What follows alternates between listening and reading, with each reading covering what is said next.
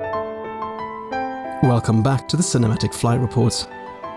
In this episode, I will take a close look at Qatar Airways' latest business class product, their so-called business suite. I'll be flying from Milan in Italy to Bangkok, Thailand, and on both flights to and from Doha, I will step on board a 787-9, featuring the next generation cabin. Enjoy!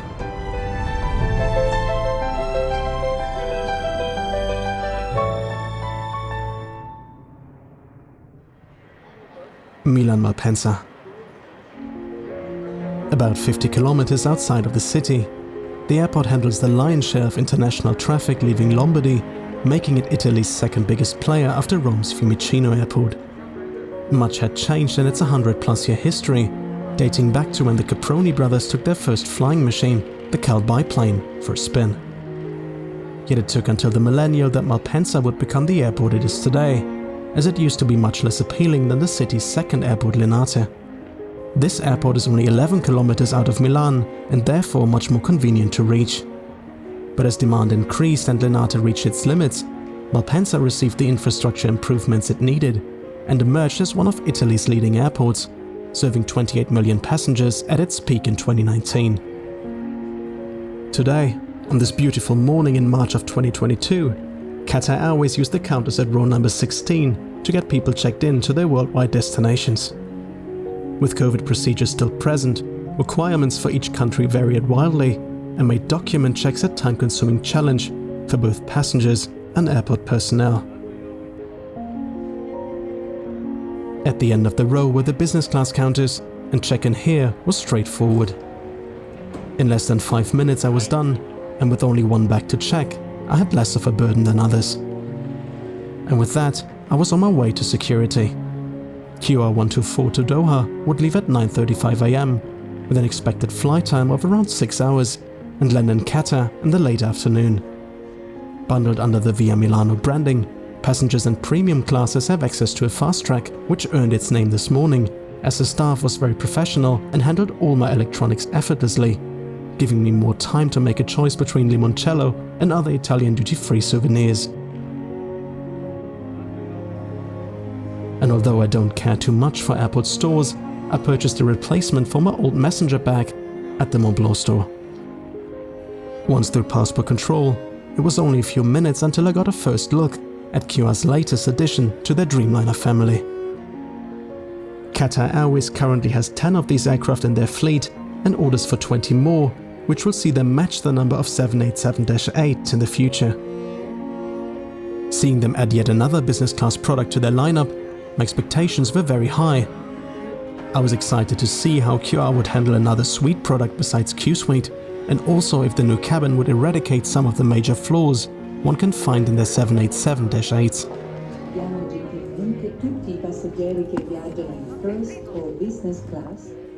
Business class boarded first.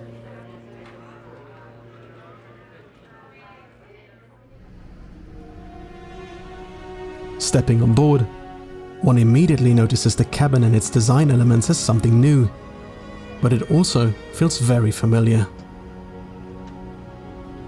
One might assume that these seats are a heavily modified version of the Collins Super Diamond suites, yet it is an entirely new product made by Adient Aerospace, called Ascent. The seat's grey fabric displays QR's beautiful stitching pattern, and is just one of the design customizations the airline implemented to make this product match its branding. In the middle, you'll find the so-called cabana suites in every row, which feature an entirely collapsible divider that works at the touch of a button. This 1-to-1 configuration holds 30 business class suites, 8 more than the smaller Dash 8. For this day flight towards Doha, I chose to sit on the plane's right-hand side in Suite 8K. At first sight, the suite appeared to be designed with an incredible spatial awareness, reducing the size of the surrounding console to the essential minimum. Embedded in the shades of Qatar's signature burgundy color, the suite does feel like a crossover between the previous Dreamliner seat and QR's Q-Suite, even though the doors are of course much lower in height. Wireless phone charging, as well as optional Bluetooth audio, show where the cabin innovations will head in the coming years. The large screen of course displays QR's superior Oryx One system, and will also show you the aircraft's camera views on request. Apart from that, Qatar Airways further impressed me with the continuous improvements they chose to make to their onboard wine selection. Flipping through the pages, I spotted even more exclusive champagnes and wines than last time. And with that, I received my welcome drink, as well as a detailed introduction to the seat and its features. You have leveled up your wine selection incredibly. Yeah, we usually... Champagne, it's getting better and better every time. Glad to know that. No, really, seriously, to have like a Grand Cru Classé from Pauillac is extraordinary. Right. Right. And we've also included a new aperitif. Right. The Aperol. So there's a new Aperol spritz as well. Cool. Just in case you want to try, I will be coming shortly to discuss the preferences with you. Okay, If you want to excellent. try, please go ahead, because we still have like 6 hours to go to Doha. I understand, Right, there's a lot to do. Very quickly, sir, are you familiar with your seat features? No. In this compartment here, Yeah? you have your still water and the noise cancellation headset, okay? That's a little bricks amenity kit with Castel and Montevideo products inside. That's Right. very personal. And yeah, these are your seat functions. These are very self-explanatory. Right. The last one is for the do not disturb button, just in case When the door is closed. Yeah. Right. So after takeoff, we'll be closing the door. Right. This is it. Right. Yeah. Just in case, at any time, the door is jammed in an evacuation or in an emergency. Yeah, this is the manual release. You just push it up and then pull the door at the back. Oh, but it just pulls it back, it doesn't detach it. That's good. Right? Yeah, not like the Q suites. where Yeah, it gets yeah. detached. I was like scared. I was like, These ones are still okay. okay, yeah. Right, that's our menu and wine list. You've already seen that. Yeah. It's going to be a la carte dine anytime service. Yeah, Right. that's great. Just have a look at it, and I will come and shortly discuss the preferences with you. How Perfect. you want the services to go. Amazing. That is pretty much all you need to know when sitting down in your suite. I also appreciated that the attendant not only took my compliment about the wine list, but kindly pointed me toward the newly added Aperol, which otherwise I would have definitely overlooked. And since this flight would be departing out of Italy, I went ahead and ordered just that as my after takeoff drink, which would be served alongside the classic assortment of warm nuts. I also took a detailed look at the choices Qatar Airways offered for the meal service. For lunch, I decided against the soup, but selected both tapas and tuna tartare, to be followed by the spinach ravioli, the cheese plate, as well as the pistachio creme brulee. To pair, I went with an aperitif of the 2006 Boulanger Rosé, to be followed by the Chablis and a glass of the Pauillac. It is extraordinary to be offered a choice between 10 different wines and champagnes in business class, and also to see that the selection is constantly updated and enhanced, listing prestigious champagne houses next to Grand Cru vineyards. And the carefully curated tasting notes are a solid guide, especially if you want to try something new. With my order placed, it was then time for the safety film and to prepare the cabin for takeoff. In addition to the usual seatbelt, this aircraft also features a shoulder strap that will create a 3-point safety harness once you hook it into place. Not the most comfortable thing to do, but I'm sure it has its benefits. Sitting up straight also showed just how well the suite allows for generous legroom. Being pushed back onto the tarmac then made obvious how Milan Malpensa became the second busiest international airport in Italy. They managed to do that even after Alitalia massively cut down their operations in 2008 and moved back to Fiumicino for their main hub. And the answer is low-cost point-to-point traffic. EasyJet was first to open a base here in 2006, and it has since become their biggest one right after their home base in London Gatwick. Seeing their success, others have subsequently followed. With both Ryanair and Wizz Air, two more low-cost players are now calling the airport their home, and many more operate flights from here to European cities. Major flag carriers like American Airlines or Qatar Airways only contribute a smaller part to the airport's success, and with Italian carrier Neos, also an airline dedicated to tourist flights, has set foot. QR787-9 took off smoothly and left Malpensa on time, and with the right turn, set course towards Doha.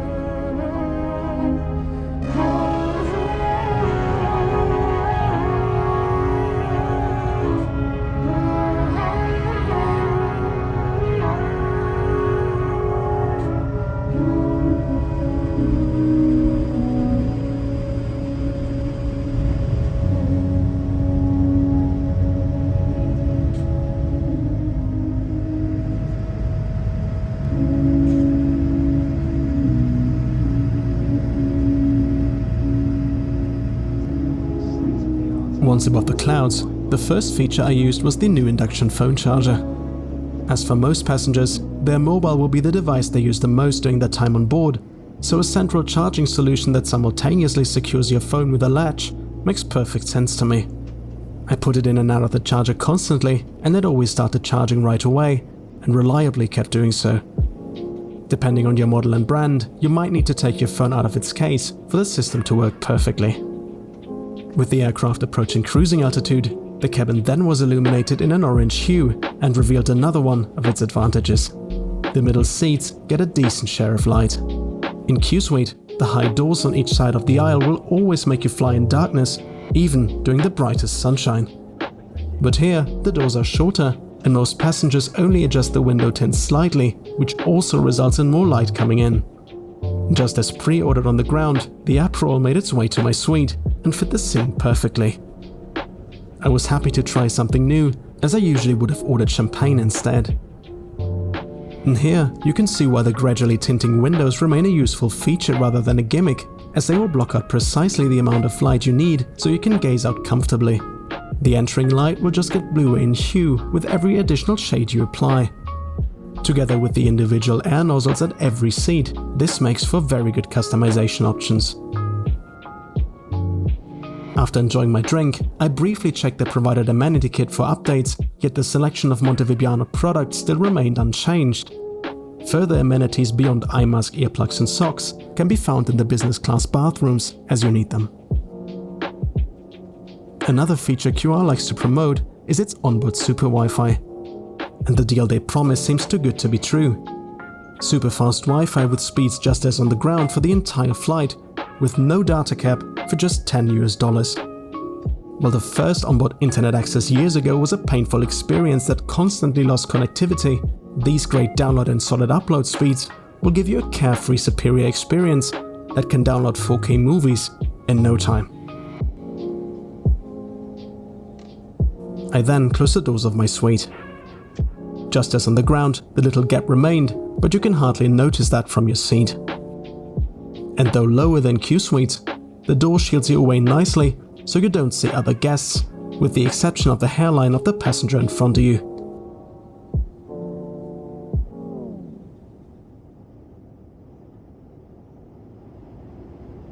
Two hours into the flight, I then asked the crew to start preparations for lunch. 20 minutes later, I had settled into one of the cabana suites in the middle, and surprisingly passengers here also don't have to compromise on space, regardless if the divider is up or down. Legroom and personal space remain unchanged compared to my window suite, which is nothing short of remarkable, as it now also can cater to couples, giving them an angled bed or an open suite to enjoy dinner or a movie together. I started lunch with an aperitif of the 2006 vintage rosé champagne, which once again was poured tableside. Shortly after, the attendant returned to set the table. It easily slides out from under the TV and is then flipped into place. Not only is this construction super sturdy and will not wobble during use, but it also can be pushed to the side even if the table is full during service, so you can quickly leave your suite if necessary.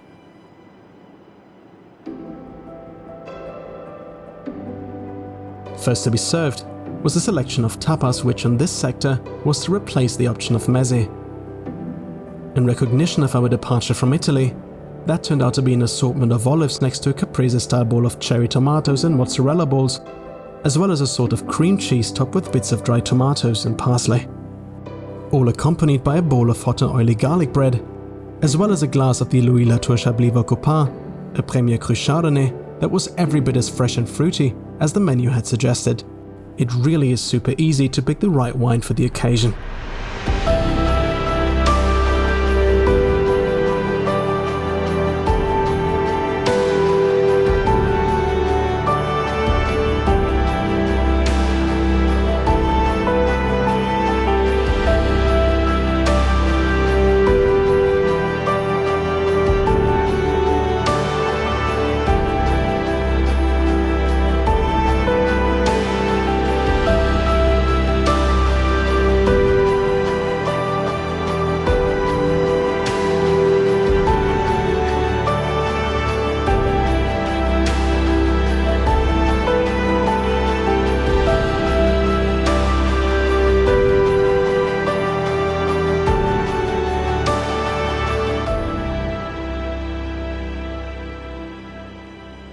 Also, the tuna tartare convinced through a beautiful presentation. The colorful tomatoes on the side are a nice touch for this classic dish. The cream cheese and herbs also were a good fit, and within a few minutes, I already had two very nice dishes to start with.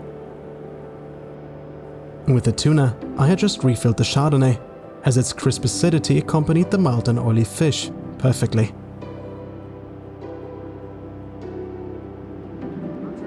How was the tuna? Really, really good. Glad you liked it. Yeah. Would you like me to change the wine now to get the main course? Yes, yes, you can take it. You're done with this one, I right? am. Thank you.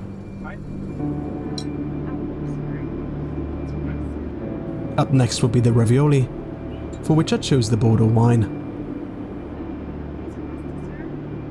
Do you want any Tabasco, ketchup, mustard? I declined any further accompaniments for this dish and just ordered a refill on the other drinks. The pasta itself looked fine, as the COVID-related one-pot serving style didn't allow for a proper presentation. The same goes for the tray. Usually, all items would be set on the table separately, and the setup would also be accompanied by a candle. That of course didn't harm the taste of the dish at all, as both pasta and parmesan sauce were every bit as hearty as you would expect. With the Bordeaux wine, Qatar Airways once again proved that they are not shy of sourcing their selection from more expensive Grand Cru Classé vineyards, something that other airlines reserve for first class at best. And this Pauillac was a good choice. Before I turned to dessert, I had the cheese plate, which I naturally paired with a serving of the 20-year-old Tawny Port, which they always carry on their menu. Today, the plate consisted of a serving of 2 hard cheeses and a blue cheese, accompanied by pear jam, grapes, as well as some bread. I would say that for a business class flight, the selection is absolutely sufficient, especially since the 2 hard cheeses were right up my alley, though one could argue that a soft cheese also would not have hurt. With all things cleared, it was then time for dessert.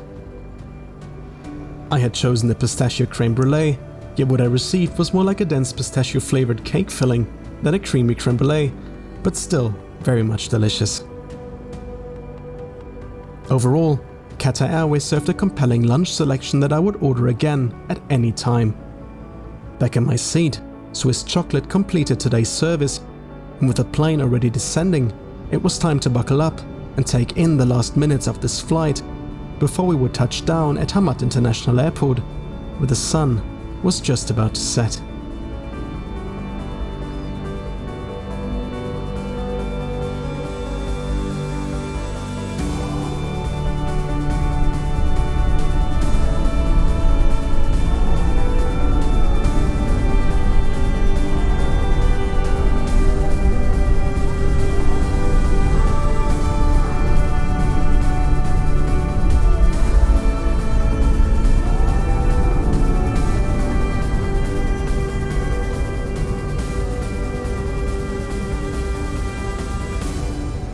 After mere 6 hours of flight time, we rolled up to the gate in Doha, and with that, the first half of this journey was already over.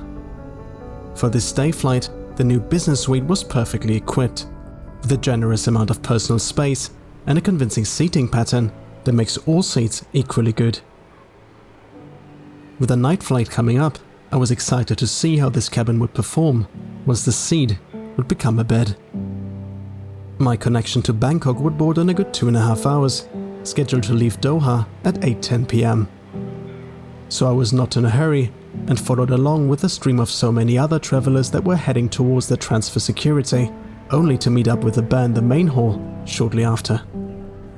Evening time is one of the 3 rush hours the airport faces every day, so fast-moving queues start forming at all major hotspots.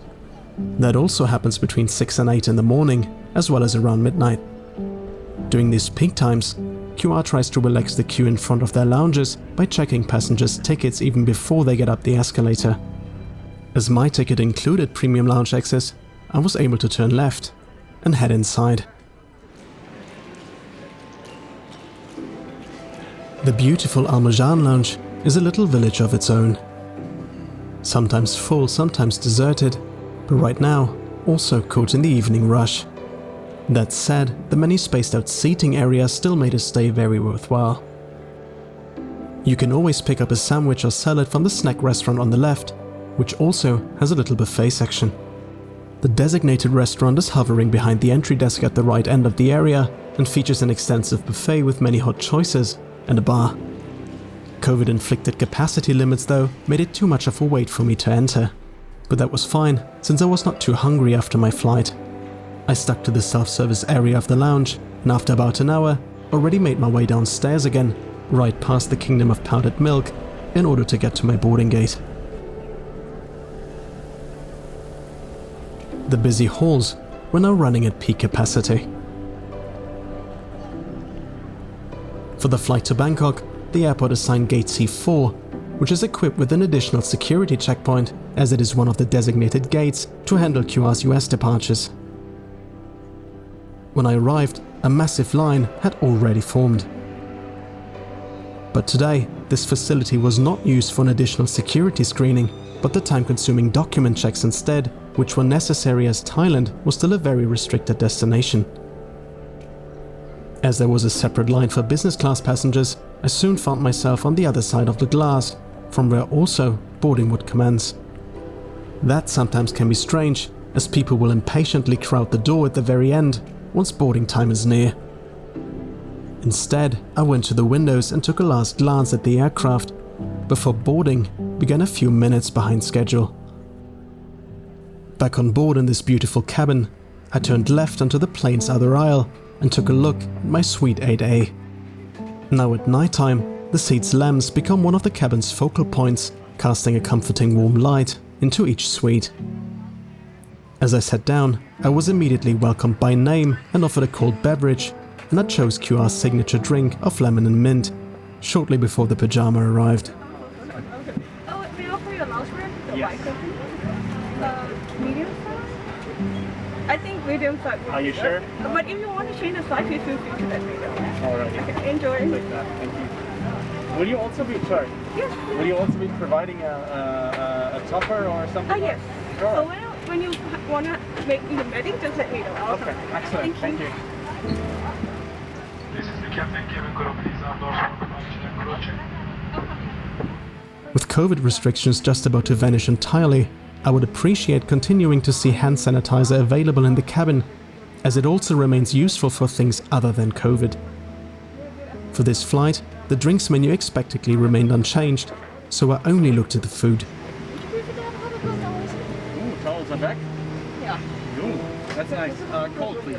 For this sector, Qatar Airways added 2 more snack options to the menu, which made for a very generous dinner offering. Yet before I was able to order, we were already being pushed back, and the crew sat down for the safety video. I was happy to hear, though, that for the 6 hours and 20 minutes that laid before us, QR would provide proper bedding on top of the loungewear, something that has gotten rare unless the flight time is very, very long. And just as the safety video ended, flight attendants returned to the cabin and made sure that each passenger had the chance to place their order before takeoff. Excellent service. Can you take the buffet first for your dinner? Yes. You want? Thank you. All right. So what's the soup of the day? It's the Hong Kong beef. Okay, I will not have it. I will have the poached lobster appetizer. And how about the herb salmon? Still have it? Yes. Great. And with the lobster, Sure. I would like to have a glass of the brut champagne. Fruit champagne, sure. Yes. Thank you. Thank you. I'll get that, sure. And seatbelt. Of course. On both flights, the crews were absolute pros and a real pleasure to talk to. No matter who was taking care of me, I always felt well looked after. It of course always is an unusual situation for them with the cameras rolling, but they handled it with ease and it never caused any issues. Not something I can say about the seatbelt, because as you can see, a 3-point harness is not my friend. Anyway, with that somewhat in place, I was finally ready for takeoff as we slowly got closer to the runway. Ladies and gentlemen, we'd like to apologize for the delayed departure of the aircraft and any inconvenience might have cost you. Thank you. With the cabin lights dimmed, we then turned left and took off into the night, bound for Thailand.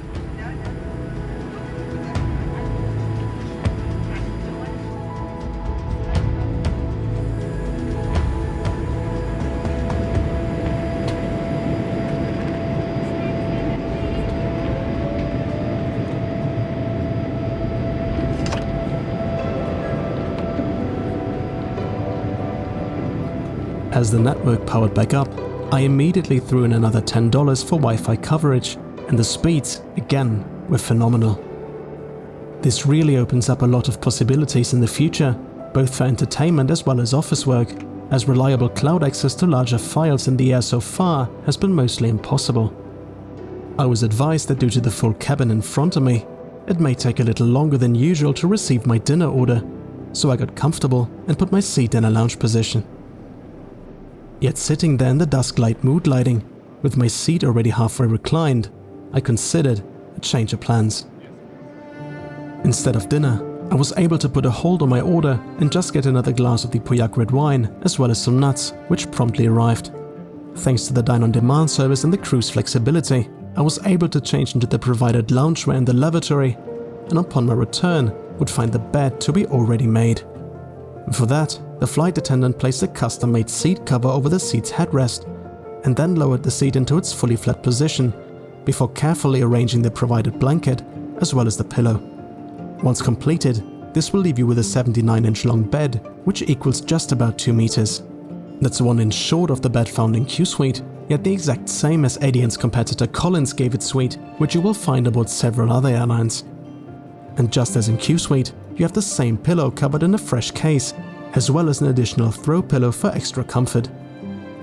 The provided seat cover is not actually thick enough to call it a topper, yet it for sure enhances comfort, as it is made of dense fabric that will give you a more bed-like feel and take care of all moisture that might build up under your blanket while you sleep.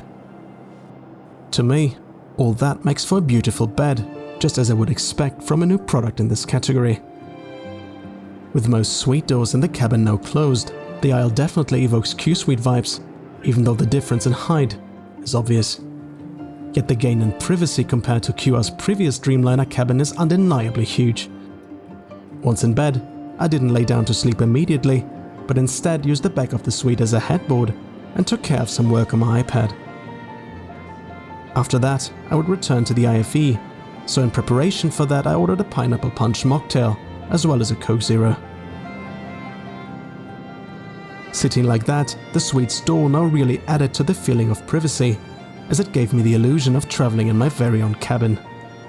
Qatar Airways Oryx One system remains an industry-leading product, and on this aircraft, it's no different.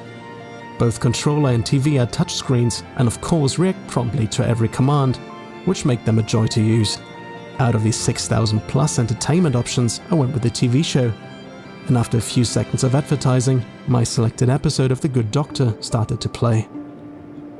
For the first time on board Qatar Airways, one is not bound to use the supplied headset, but can connect personal headphones via Bluetooth instead.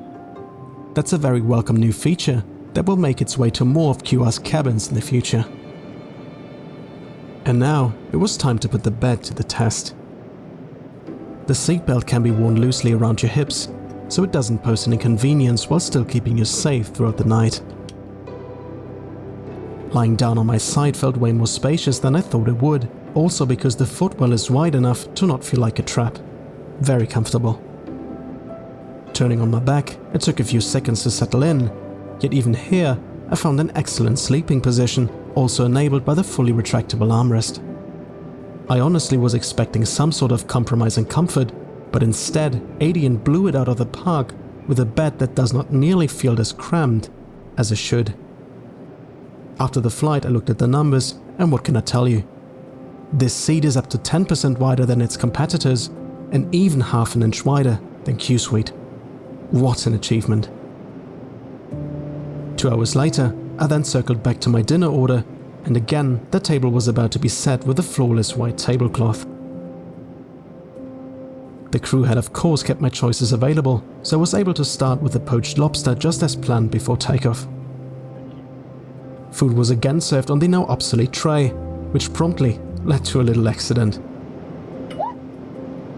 The table certainly is more compact than the massive one inside QR's Dash 8, but well big enough to hold the standard dinner setup without items sliding off. Both glass and champagne survived the attack, and after a brief cleanup, I was ready to enjoy yet another beautifully presented dish, Nova Scotia lobster on top of a citrus edamame salad.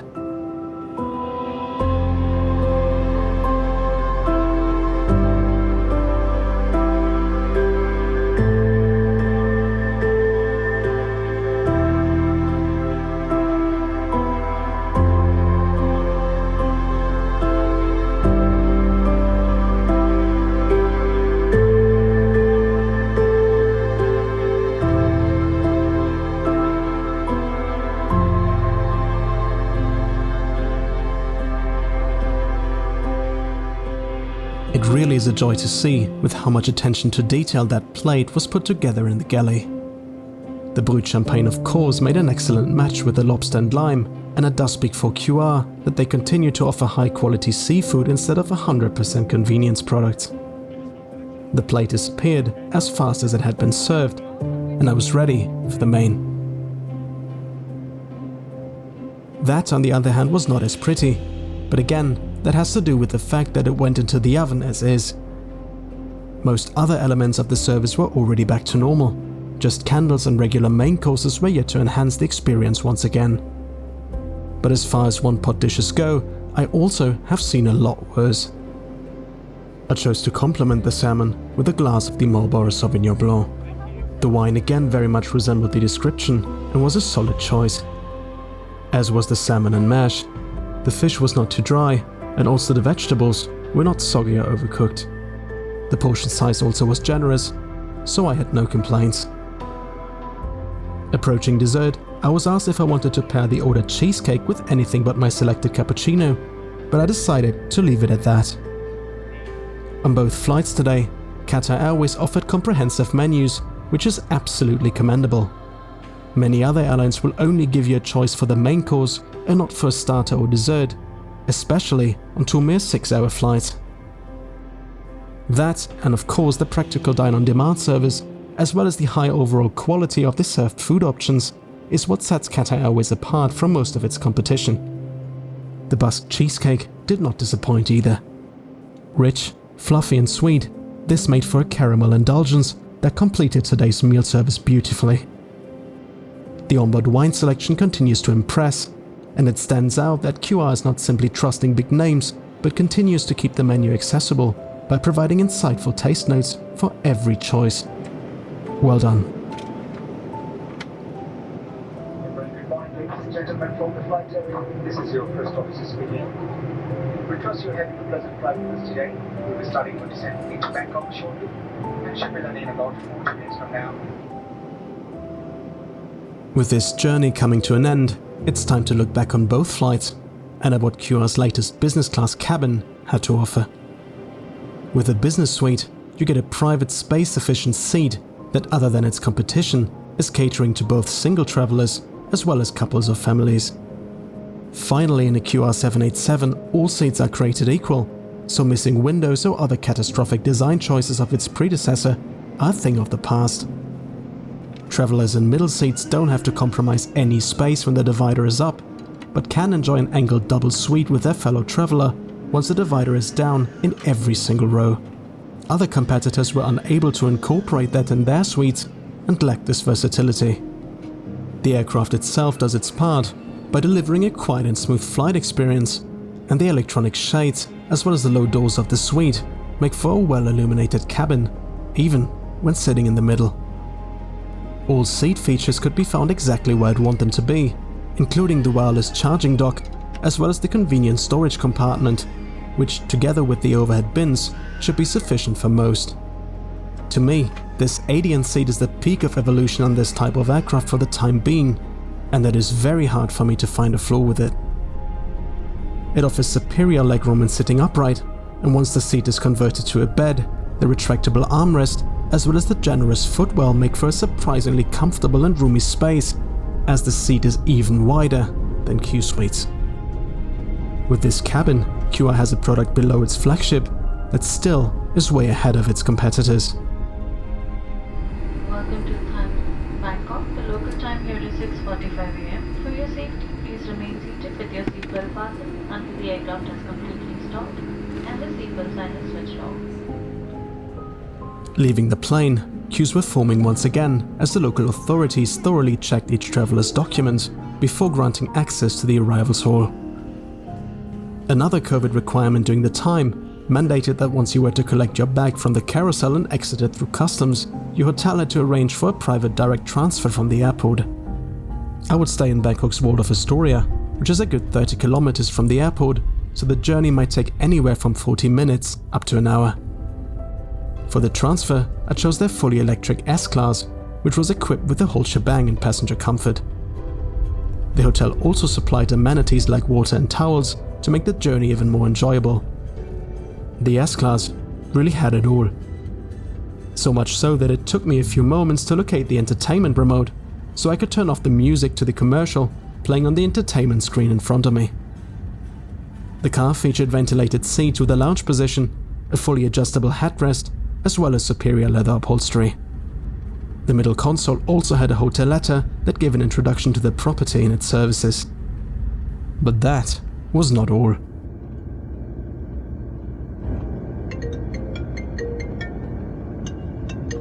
It's for me? The hotel is calling for you. It's for me? The hotel is calling for you. Damn. Hey, how are you? The hotel had implemented an innovative way of welcoming guests to its property. Using a video call, each guest gets to meet their personal concierge in the car and not only receives an introduction to the hotel, but also is walked through the arrival procedures. I learned that they had not only upgraded my room to a spacious corner suite, but would also grant a complimentary early morning check-in, as well as an additional custom in-room breakfast upon arrival. Yet before I was allowed inside, I needed to undergo a mandatory RT-PCR test. The hotel arranged for that in their own underpass with a nurse standing by, so I did not even have to leave the car. Absolutely perfect organization, and I was done with everything in no time. And then it was finally possible to leave the luxurious car and enter the World of Astoria. I was escorted straight to my suite on the 7th floor and checked in on the way there. And just as they had promised during the drive, the suite had been carefully prepared for my arrival. All curtains were closed in order for me to get some sleep, and waiting for me in the corner was a room service trolley that held the poached eggs and vegetable salad that I asked for in the car, alongside some complimentary orange meringue cakes. The suite, with its dark wooden floors and warm-colored stones in the bathroom, promised a very comfortable stay ahead, and the surrounding floor-to-ceiling windows did their part in creating a bright and welcoming ambience. Now, I just had to wait for a negative test result, and then I would be ready to enjoy Bangkok in the afternoon. So after breakfast, I turned towards the bed, closed the blinds, and drifted off to a well-deserved nap. See you in the next episode. Stay safe, stay healthy, take care, and bye-bye.